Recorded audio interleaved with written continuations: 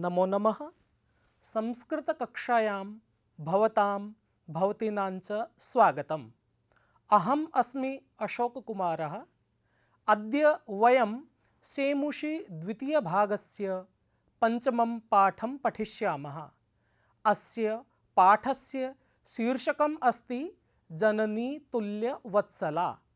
अस्य अर्थः अस्ति यत् मातुः स्नेहः सर्वेभ्यः अपत्येभ्यः समानः भवति, अर्थात माता अपनी सभी संतानों के लिए समान वात्सल्य रखती है। प्रस्तुतोऽयं पाठः महर्षि वेदव्यास विरचितस्य ऐतिहासिकग्रन्थस्य महाभारत अंतर्गतस्य वनपर्व इत्यतः गृहीतः। यह पाठ महर्षि वेदव्यास के द्वारा रचित महान ऐतिहासिक ग्रंथ महाभारत के वन पर्व से लिया गया है। छात्राः किं भवन्तः जानन्ति यद् महाभारते कति पर्वाणि सन्ति? न? तर्हि अहमेव वदामि। छात्रों, क्या आप सब जानते हैं कि महाभारत में कितने पर्व हैं? नहीं? चलो फिर मैं ही बता देता हूँ। महाभारते आदि पर्व, सभा पर्व, वन पर्व इत्यादीनि 18 पर्वाणि सन्ति। महाभारत में आदि पर्व, सभा पर्व, वन पर्व इत्यादि 18 पर्व हैं। इयं कथा सर्वेषु प्राणिषु समदृष्टिभावनां प्रबोधयति। यह कथा सभी प्राणियों में समान दृष्टि रखने की भावना पर बल देती है। अस्याः अभिक्षिप्तः अर्थोऽस्ति यद् समाजे विद्यमानान् दुर्बलान् प्राणिनः प्रत्यपि मातुः वात्सल्यं प्रकर्षेण एव भवति। इस कथा के माध्यम से बताया गया है कि माँ की ममता सभी संतानों के लिए समान रूप से एक जैसी होती है। उनके लिए किसी छोटे, बड़े, कमज़ोर या शक्ति से संपन्न संतान में कोई भेद नहीं होता। वह भेद बुद्धि से अपने संतानों से प्रेम नहीं करती, बल्कि जो पुत्र दुखी है उसके लिए स्वयं भी अधिक संवेदना रखती है। माता के लिए उनकी सभी संतानें समान होती है। अनया कथया सह वयं परीक्षा दृष्ट्या पाठगत व्याकरण अंशान अपि ज्ञास्यामः। इस कथा के साथ ही हम परीक्षा की दृष्टि से पाठ में आए हुए व्याकरण के अंशों को भी समझने का प्रयास करेंगे। तर्हि पठामः तावत् एतं पाठम्। कश्चित् कृषकः बलिवर्द्भ्यां क्षेत्रकर्षणं कुर्वन् आसीत्। कश्चित् कोई कृषकः किसान बलिवर्दाभ्याम अपने 2 बैलों से क्षेत्रकर्षणं कुर्वन् आसीत्। क्षेत्रस्य कर्षणम, खेतों का जो जुताई है वो कुर्वन् आसीत्, कर रहा था। तयोः बलिवर्दयोः एकः शरीरेण दुर्बलः जवेन गन्तुम् अशक्तश्च आसीत्।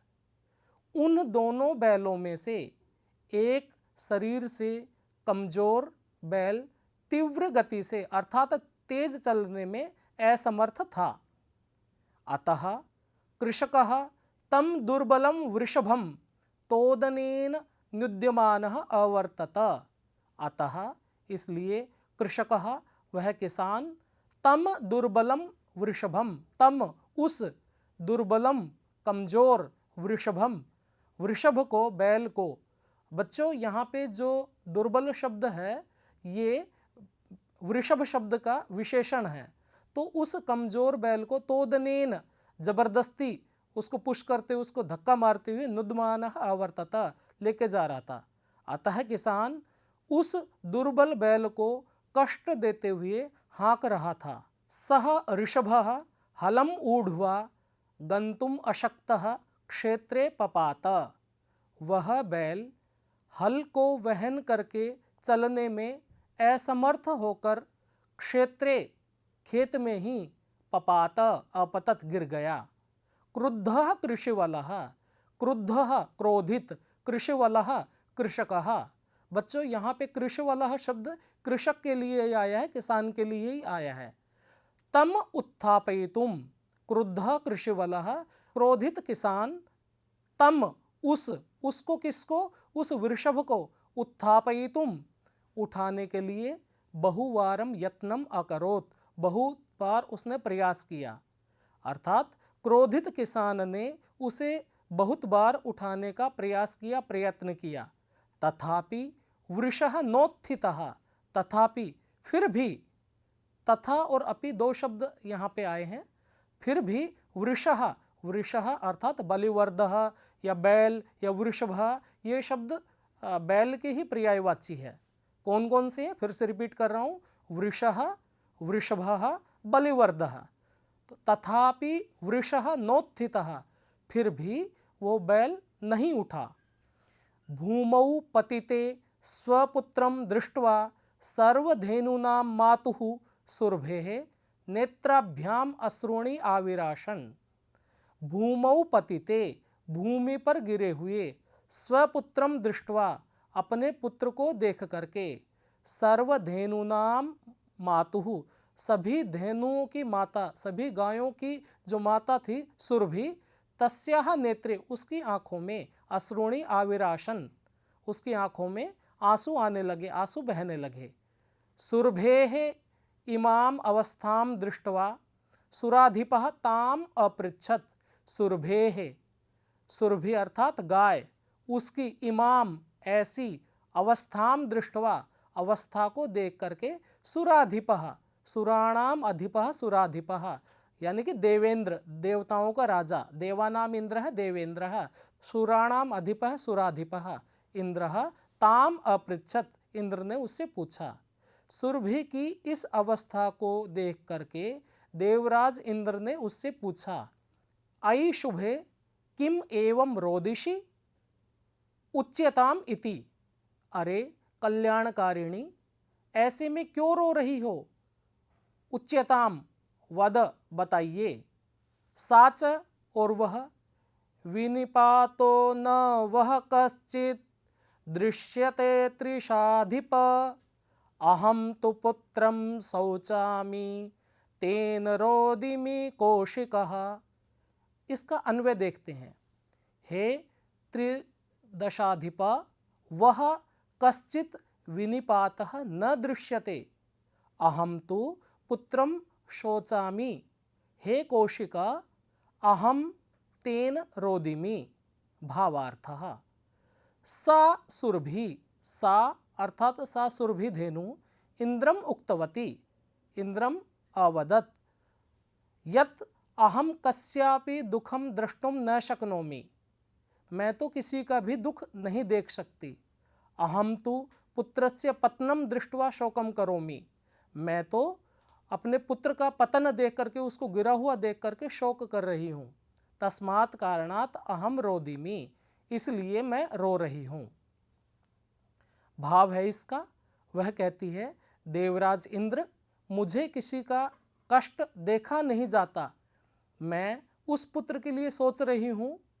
हे इंद्र, इसी कारण से मैं रो रही हूँ।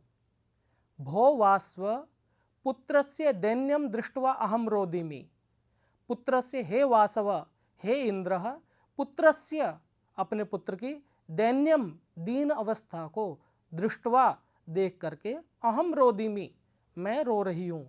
सह दीनः इति जानन्नपि, सह दीनः, वह कमजोर है, इति जानन् अपि, इस प्रकार जानते हुए भी, कृषकः तम बहुधा पीड़यति, किसान उसको बहुत ज़्यादा पीड़ित करता है, दुख पहुँचाता है। जानन में बच्चों क्षत्रि प्रत्यय है। सह कृच्छरेण भारम उद्वहति, सह, वह, कृच्छरेण, कष्टेन, भारम उद्वहति, भार का वहन करता है।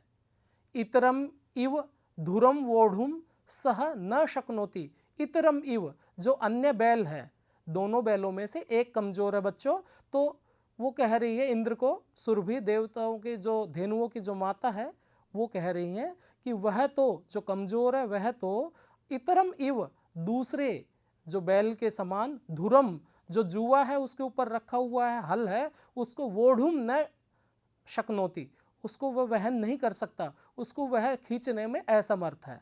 एतद भवान न पश्यति, इस चीज को आप नहीं देख रहे हो। भो वास्व पुत्रस्य दैन्यम दृष्ट्वा अहम रोदिमि। भो वास्व, वास्व शब्द इंद्र के लिए आया है। हे इंद्र, पुत्रस्य दैन्यम दृष्ट्वा, पुत्रस्य अपने पुत्र की दैन्यम दीन अवस्था को दृष्ट्वा देख करके अहम रोदिमि, इसलिए उसकी दीन अवस्था को देख करके मैं रो रही हूँ। सह दीनः, वह दीन है, वह कमजोर है। इति जानन अपि, ऐसा जानते हुए भी। बच्चों, जानन में क्षत्रिय प्रत्यय है और आप जानते ही हैं कि क्षत्रिय प्रत्यय जो काम हो रहा है, चल रहा है, उसके अर्थ में होता है। तो सह दीनः इति जानन अपि, वह दीन है ऐसा जानते हुए भी। कृषकः, किसान, तम उसे, बहुधाव बहु प्रकारेण पीड़यति, उसको दुखी कर रहा है। स कृच्छरेण, सह कृच्छरेण काठिन्येन, वह बहुत कठिनता से भारम उद्वहति, उस भार को वहन कर रहा है, उसको लेके जा रहा है। इतरम इव, इतरम अर्थात अन्यम इव, आप जानते हैं कि बैल से जब किसान खेतों की जुताई करता है तो उसमें दो बैल जोड़े जाते हैं, तो एक बैल बलशाली है और दूसरा कमजोर है। तो यहाँ इतर शब्द जो दूसरा शक्तिशाली है उस बैल के लिए आया है। इतरम इव, दूसरे की तरह से। सह धुरम वोढ़ुम न शक्नोति, दूसरे की तरह से वह जो उसके कंधों पर जुआ रखा हुआ है उसको ढोने में वह समर्थ नहीं है, वह उसको नहीं ढो सकता। एतत भवान न पश्यति, इस चीज को आप नहीं देख रहे हो। इति प्रत्यवोचत, ऐसा उसने कहा। प्रति अवोचत, प्रत्यवोचत, अवोचत अर्थात अवदत। भद्रे नूनम सहस्राधिकेषु पुत्रेषु सत्स्वपि तव अस्मिन्नेव एतादृशं वात्सल्यं कथम।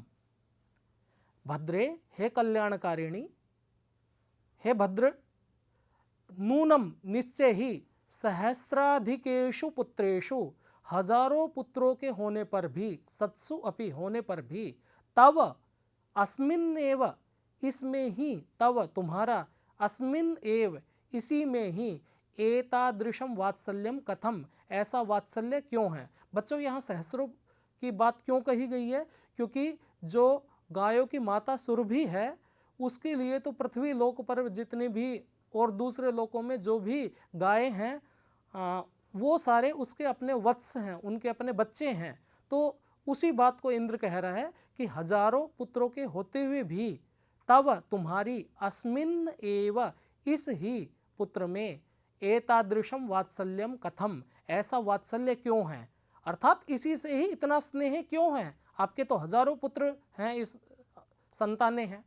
इति इंद्रेण पृष्ठा सुरभि प्रत्यवदत, इति ऐसा इंद्रेण पृष्ठा इंद्र के द्वारा पूछे जाती हुई, सुरभि प्रत्यवदत सुरभि प्रति अवदत वह सुरभि बोली, हे शक्र यदि मम पुत्र मे पुत्र सहस्रम अस्ति तथापि सर्वत्र समम एव मम कृपा अस्ति, दीनस्य पुत्रस्य सतः तु तस्मिन् अभ्यधिका कृपा अस्ति। अब इसका अर्थ देखते हैं बच्चों। हे शक्र, हे इंद्र, यदि मैं अर्थात मम मेरे, पुत्रम सहस्रम अस्ति हजारों पुत्र हैं, तथापि सर्वत्र समम एव मम कृपा, सर्वत्र सब जगह सभी में, समम समानम एव ही मम कृपा मेरी जो कृपा है वो सभी में समान है। दीनस्य पुत्रस्य सतः तु तस्मिन् अभ्यधिका कृपा अस्ति, और दीन पुत्र के होने पर तो उसमें विशेष रूप से अधिक कृपा अधिक स्नेह रहती है। जैसे परिवार में भी हमारे जो कोई कमज़ोर बच्चा होता है या बार बार रोगग्रस्त होता है तो माता पिता की उस पर ज़्यादा कृपा होती है, उसको ज़्यादा लालन पालन विशेष ध्यान रखते हैं। भावार्थ देखते हैं। सुरभि इंद्रम उक्तवती यत् तस्याः सहस्राधिकाः पुत्राः सन्ति सुरभि इंद्रम उक्तवती, सुरभि इंद्रम अवदत। गायों की जो माता है सुरभि, उसने इंद्र को कहा यत तस्याः सहस्राधिकाः पुत्राः सन्ति, कि उसके हजारों से ज़्यादा पुत्र हैं।